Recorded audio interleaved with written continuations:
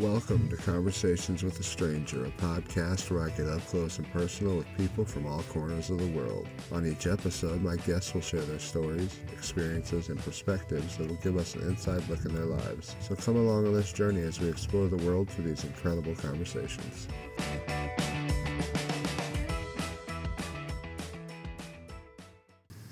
So the first question I have is, what brings you to Omegle tonight? Well, Shemai, hello, Candid fawr o Gymru, much love from Wales. I call Omegle poor man's travelling, for I'm a poor man, I can't travel, but I travel through the world through Omegle. I get to learn about the world through people, a person at a time, and help grow that of my own mind, and share a bit of my part of the world with other people. So you are on the political side and the history side. Is that something you're both interested in, or do you find the most interesting people with these tags? Ooh, it's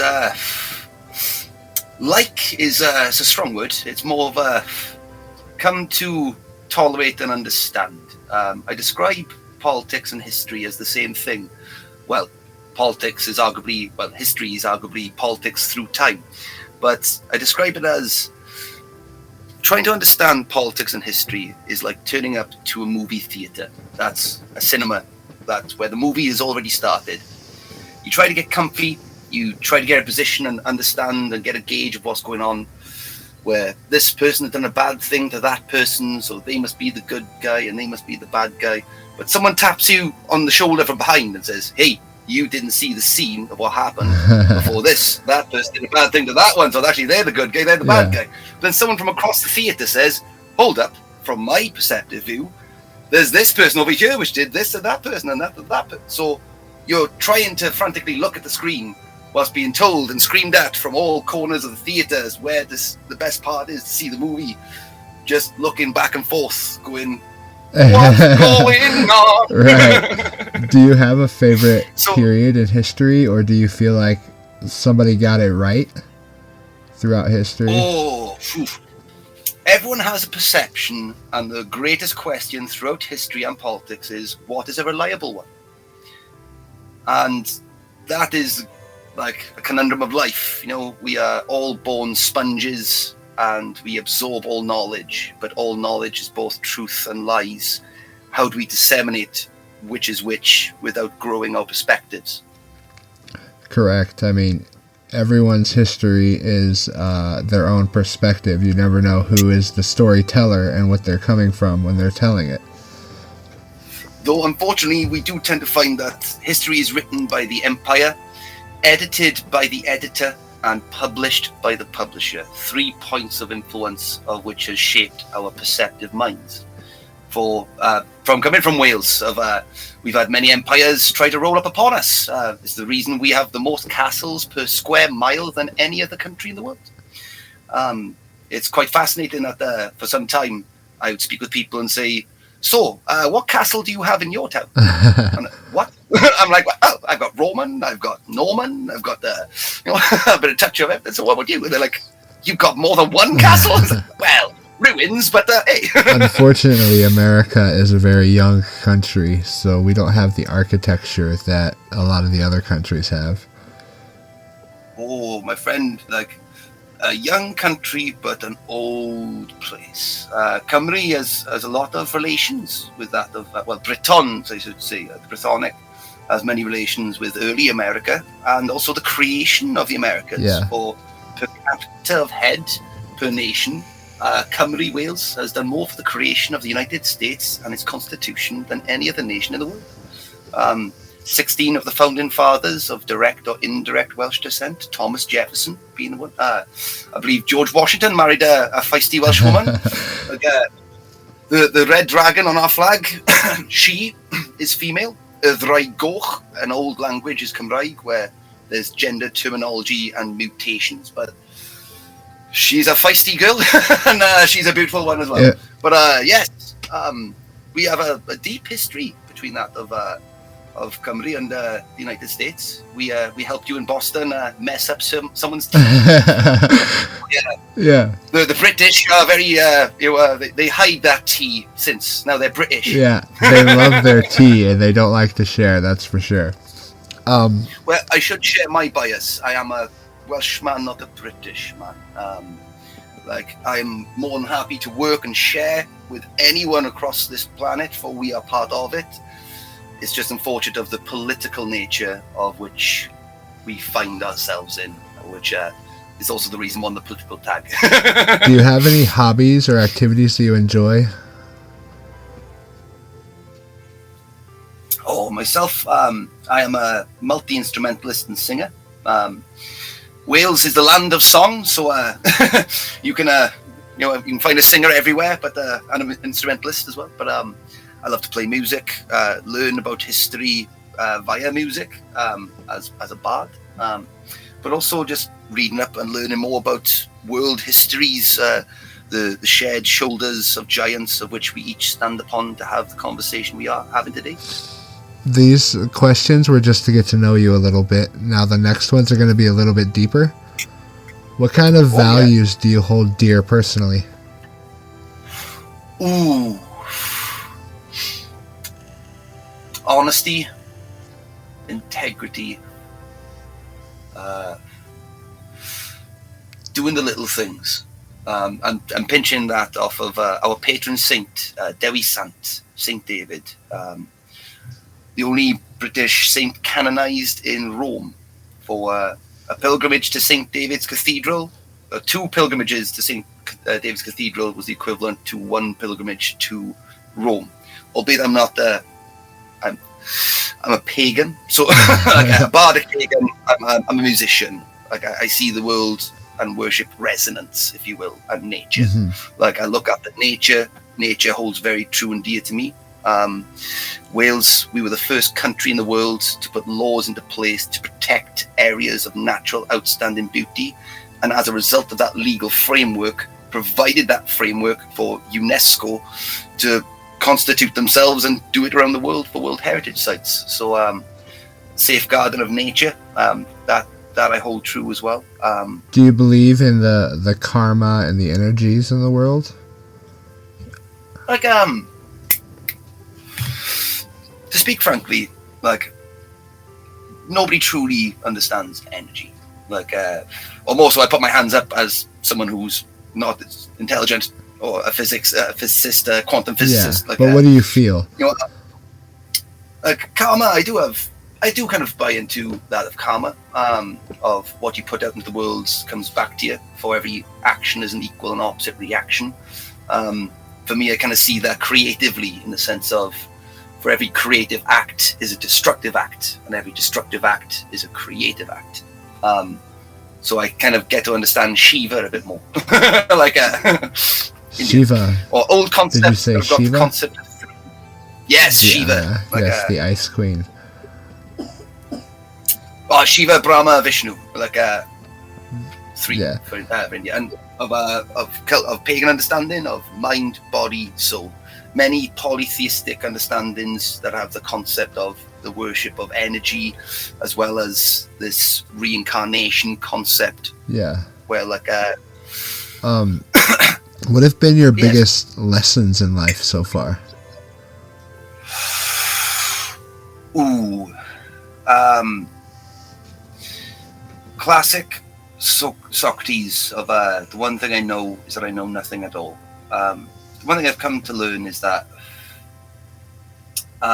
we are one of 3 things in all areas. I am a... can I swear? Yeah, of course. I'm a fucking idiot. I'm a fool, and I'm a wise person, or try to be. And the reason that I split into these 3 is I try to learn from the perspectives of others of which I am unable to pertain myself, and try to learn through the means of empathy to try and understand a perspective that I can't of my own. I try to be wise. But I'm a fool. I had to touch the fire to get scars to feel the burn in order for me to learn.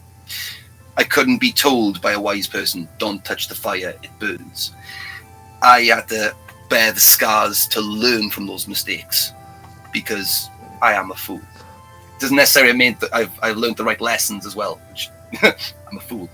However, I'm a fucking idiot, because the mistakes I continue to make that I know of and don't, I continue to make. I'm a fucking idiot. So I try to be the lesser of the latter and more of the former.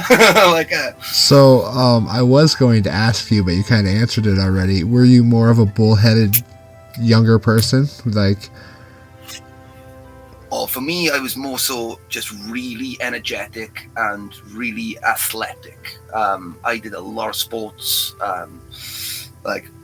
Wales, you got to do rugby. Cymru, so there's always an egg ball in my hand.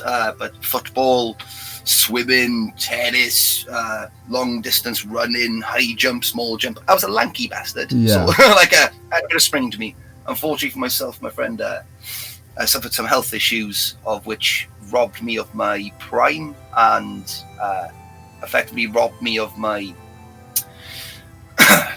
well, let's just say I was 21 turning 82. That's what it felt like in my physical body. So the thing for me is the greatest thing I learned was never underestimate how important your health is. Really, people really don't appreciate the ability to move and to be able to do the things that they don't think about. And it's only when you don't have it when you miss it, or you realize it. And that's where I had to become a fool myself, so to say, where I had to be impacted in order to realize of how important health is. So, and that's both physical and mental. I'm sorry that you've had to struggle with your health, and when I say I'm sorry, I don't mean that I've had anything to do with it, but I feel sorrow for you. I was going to say, my friend, that don't be sorry unless you did it, and if you did, yeah. No, when I say I'm sorry, I feel sorrow. I appreciate it. Yes. What does success look like for you?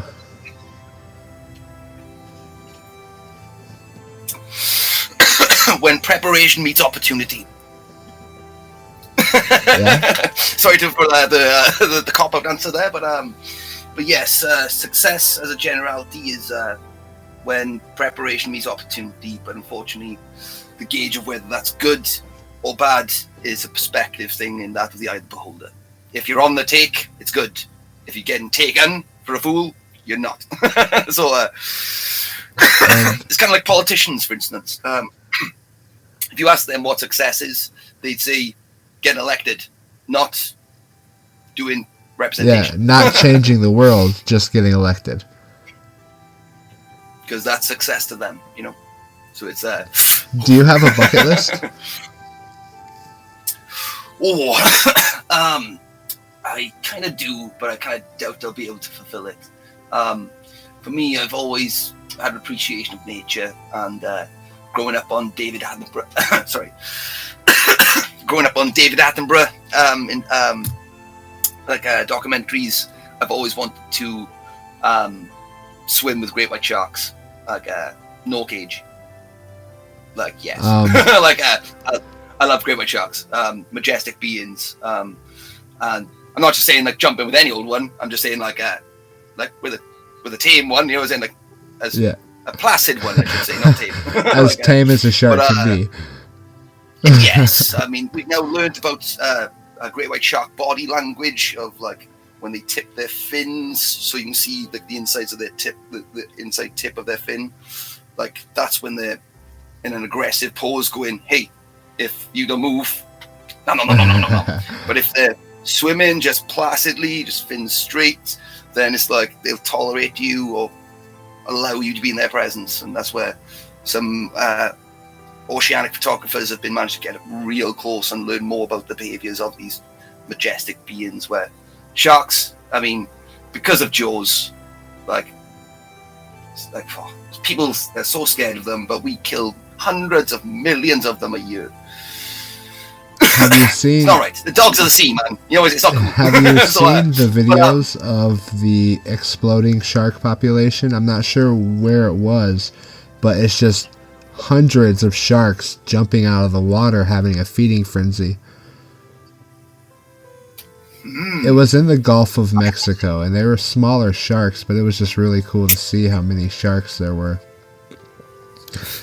I remember seeing a video of they call her this woman the shark whisperer, She used to do she was doing like shark tours, where it's kind of like you go down to the bottom, and with like reef sharks, so like coral sharks, and like they kind of go to the bottom, got the metal suits on, and then they feed some of the sharks, and then like some of the tourists that like scuba diving, they get to feed the sharks. But she noticed that this one shark had a hook in its mouth, and like she went up to it and took the hook out, and like word must have got out amongst the sharks, because then all of a sudden every shark with a hook in its mouth started coming up to this lady, because like, they know the scent, and it's like, oh, bam, she's in, right, okay, excuse me, lady, dentist appointment. If you don't mind taking this cavity out, thank you very much. It's crazy to think about like the animal world and how they communicate. My friend, that's literally what's fascinating me as well. I mean, like it's kind of the devil in the detail of like Dr. Dolittle. Like, would you want to speak to animals? Yeah. Like, or be able to understand them? Because like it also could also turn like Rick and Morty.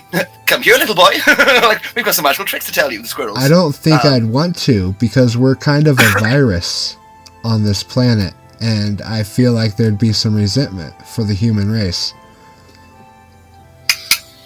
Indeed, like you'd end up becoming effectively a diplomat and hated by both. Yeah. You know, like shoot the messenger. You know, but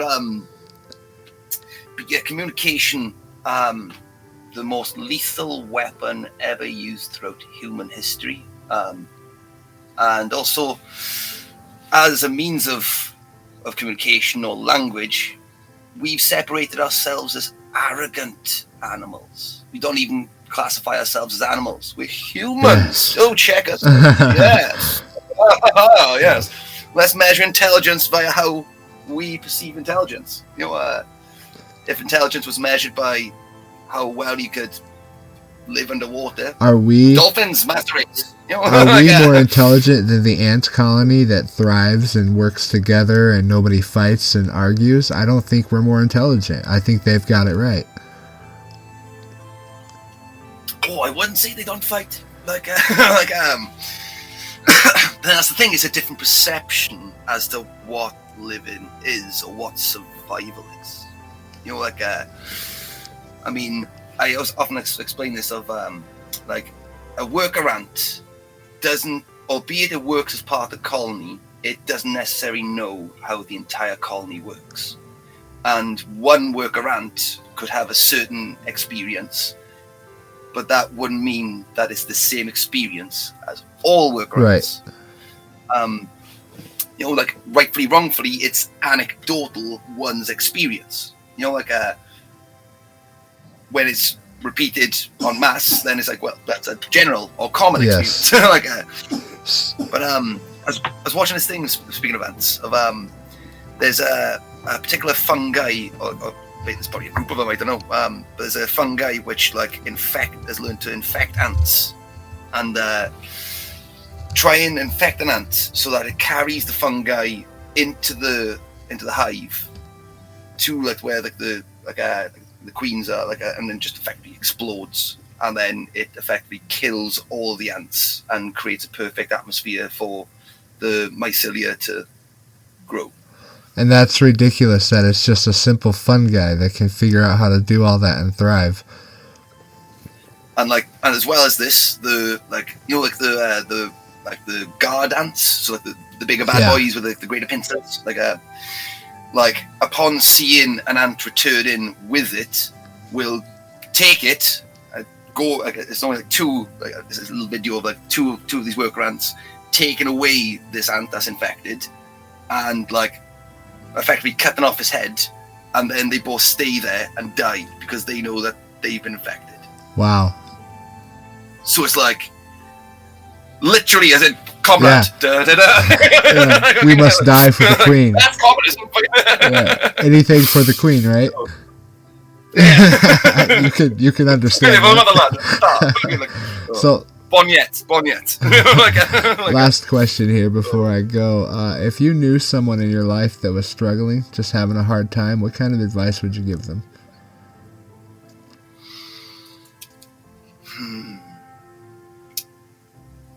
Now, the thing is that I try to be as personal as possible, because like everyone goes through different perspective problems, and just because someone's worse off doesn't mean that you're better off, or it doesn't change the matter of how you oneself are coping with it. But dare I say, I'd probably ask that person to try and have an Irish approach. And what I mean by that is this: I've learned from, like, language is perspective, and I believe from perspective is both culture and understanding and how we experience and involve ourselves with the world. But when I say an Irish perspective and an Irish way, an Irish friend of mine gave me the best example to prove that language is perspective. And he explained to me this. If you were to ask him in basic English, how are you feeling? And you would ask for a simple response, and you were feeling sad, one would say in English, I am sad. But if you asked him the same question in basic Irish, how are you feeling? And to respond in a simplistic question, a simplistic answer, the same experience, translate into English, he would say, sadness is upon me. Now, when we look at those two sentences, like the way that it's been approached, the English of I am possessive entirety of, I am sad, I am all that is sad, sadness is me, Yes. woe is me, get up little violins, boo-hoo me.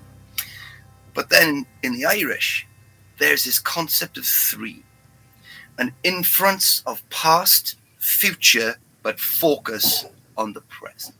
Wow. Sadness is upon me, to insinuate I was once not in a place of sadness, but now I am, and there's reason for this sadness. There's reason for me feeling this because of the things I've experienced, and the reason I must feel it now is because I shall not be.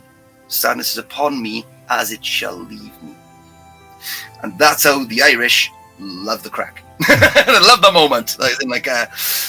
You don't need to tell the Irish twice to enjoy the moment. And happy St. Patrick's Day as well. Yeah, thank you. On all days.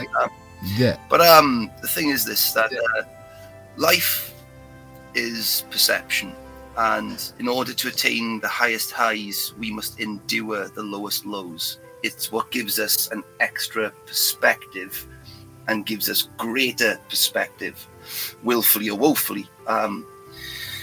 The coping mechanisms of struggling, self-sabotage is all too evident, and unfortunately, in this world, sometimes we don't have the family, the friends, loved ones, to be able to speak to about exactly what it is we're going through. But categorically, my advice is this, because music, art, find a means of expression, because, well, personally for myself, where words fail, music speaks, as music is the first language of all humans. Yes. So find that passion, find that purpose. Well, the thing is that people are kind of told, or kind of sold, I should say, as to an idea as to what a hobby is or a passion is. Like pay this, do this way, and then you're doing it. No, don't be a musician to go on The Voice or X Factor. The thing is this: music and art is for you. It's finding out how to make sound, not music. It's the sound of music is like language, the organization of beautiful sounds to purvey or convey a message or idea. Mm-hmm. But beauty is in the eye of the beholder. What's beautiful to you might not be beautiful to me, and vice versa. So it's a matter of enjoy making sound. Just enjoy exploring. Don't be afraid to be wrong. Like, we all kick ourselves for not starting sooner, but it's never too late. As we grow older, we add so much value, or we add this value to time, because we realize it's fleeting, and because of cost of living, elevated, monetary amount that gets put on time. So it's a lot more visceral as you're older. But sincerely, pardon me, because of how we're taught to perceive these things, we don't get to see the true value in them. Where, sincerely for myself, I can honestly say, if it hadn't have been for music, I wouldn't be here.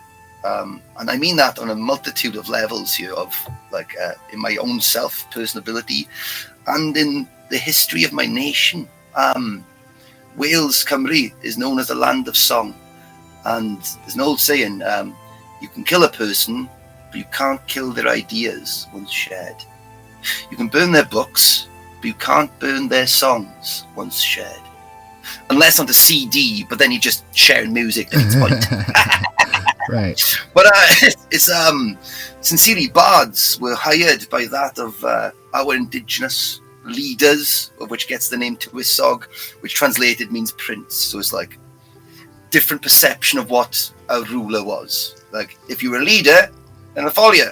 If you didn't lead, didn't follow. Like very little people. Yeah. But the matter was that bards would be hired to include these peoples and their traits, their actions, their deeds, to maintain that of histories. And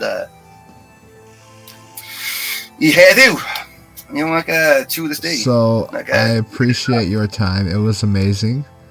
You've been through a lot, and it looks like you've come out the other side. And from my perspective, you are a wise man.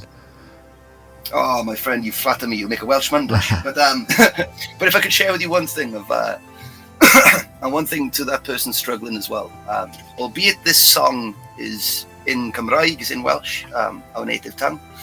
It's a song called Yma o Hyd, YMA space O space HYD.